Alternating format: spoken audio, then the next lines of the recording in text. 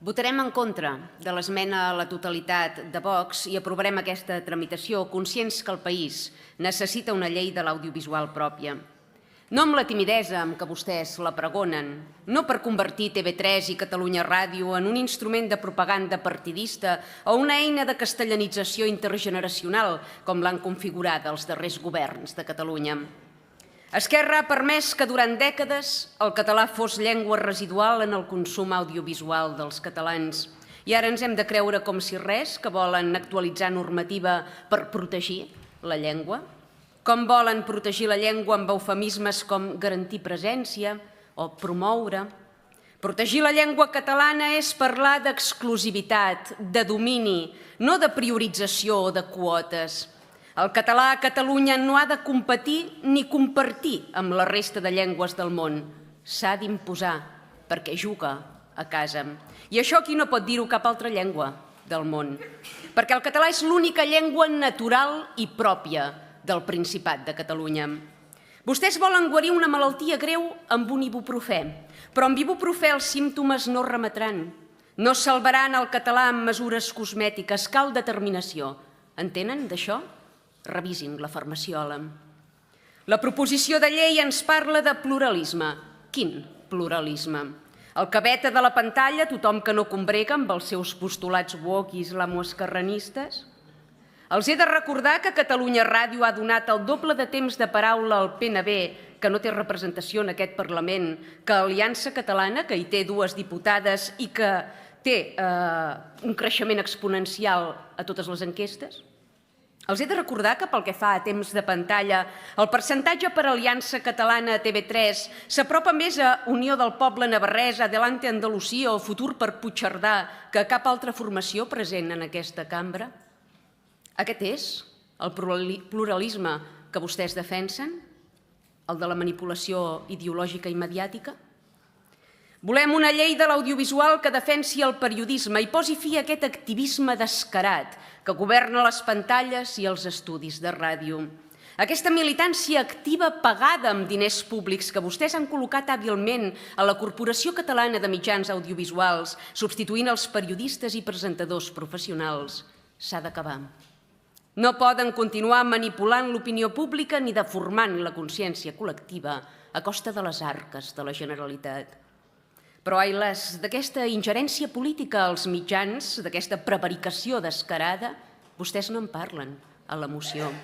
Sembla que ja els va bé configurar imaginaris, etiquetar i demonitzar rivals polítics en horari de màxima audiència.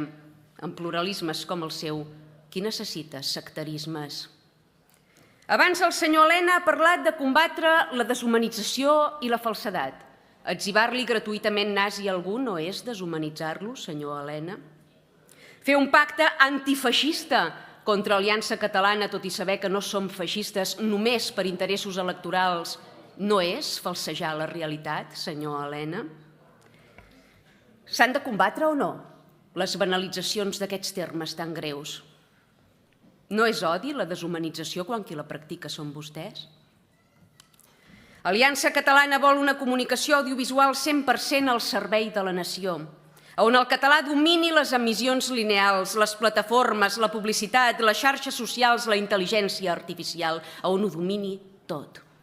Volem que els mitjans públics d'aquest país deixin de ser el cau d'Esquerra Republicana i passin a ser la llar de tots els catalans. Des d'Aliança Catalana defensem sense complexos ni eufemismes el dret de tota persona adulta, conscient i lliure que pateix un dolor insuportable, crònic o irreversible a dir prou i a optar voluntàriament per la mort digna, indolora i assistida. De la mateixa manera que escollim com vivim, hem de poder decidir també els tempos i circumstàncies de la nostra mort. En una democràcia occidental, la sobirania individual ha d'avantposar-se a dogmes religiosos o morals. No podem ser obligats per llei a prorrogar patiments o quadres clínics deshumanitzadors. Qui lliurement decideixi resistir l'agonia fins al final, que ho faci. I qui vulgui esquivar-la i fer drecera, també. Se'n diu llibertat individual i l'Estat ha de blindar aquesta llibertat i protegir-la. amb garanties mèdiques, psicològiques i jurídiques que evitin vulnerabilitats, evidentment, sense presses que precipitin res, però també sense obstacles burocràtics innecessaris que endarrereixin la darrera voluntat. Defensem la vida, oh i tant, i per extensió la dignitat humana. I és d'aquesta dignitat d'on emana el dret de no allargar artificialment i forçosament situacions de patiment extrem o de pèrdua irreversible d'autonomia i de qualitat de vida. Aliança Catalana defensa els drets individuals i les llibertats concretes dels catalans. Per això donem suport a una regulació garantista i sota control mèdic que permeti morir amb dignitat a qui ho sol·liciti de forma lliure i voluntària. Respectem totes les opinions i entenem el dolor dels familiars que es neguen a perdre un ésser estimat, però les lleis han de garantir drets i llibertats. I encara que alguns d'aquests drets o llibertats nosaltres no tinguem intenció d'exercir-los, hem de permetre i defensar que d'altres els exerceixin lliurement si ho consideren oportú i necessari. I sí, és fàcil dir-ho des de fora i deu ser extremadament complicat i greu permetre-ho quan t'hi trobes. Alguns recursos s'han dilatat més d'un any amb mesures cautelars de suspensió, generant patiment afegit i prolongat a persones que ja han manifestat activament i voluntàriament la seva disposició a rebre l'eutanàsia. El control judicial no es pot convertir en una pròrroga automàtica de la vida contra la voluntat expressa i manifesta de la persona afectada. Compartim clarament aquest relat.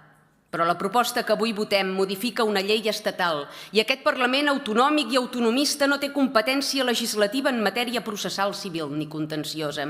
Llavors, què és això? Una votació per instar el Congrés dels espanyols a canviar el marc processal? Catalunya hauria de poder legislar en matèria de salut i de drets de les persones sense haver de recórrer a institucions forasteres. És indecent que no puguem protegir i blindar els drets dels nostres propis ciutadans. Per altra banda, qualsevol ajust processal d'aquesta magnitud ha de preservar l'equilibri entre l'autonomia de la voluntat i la tutela judicial efectiva. La dignitat de la persona no es mesura només per la llibertat d'elecció en el tram final de la vida, sinó també per la seguretat i certesa que l'Estat no precipitarà ni endarrerirà aquesta decisió. Vostès avui cerquen evitar el retard. Nosaltres només demanem que evitar el retard no suposi efectes pràctics obrir la porta a una reducció de les garanties del malalt. Som davant una decisió transcendent, davant d'una acció irrevocable. No calen entrebancs, però sí tutela judicial i garanties mèdiques. Votarem favorablement a aquesta proposta de proposició de llei amb el convenciment que estem defensant la vida i, sobretot, la dignitat humana. Acabat el debat, cridem a votació.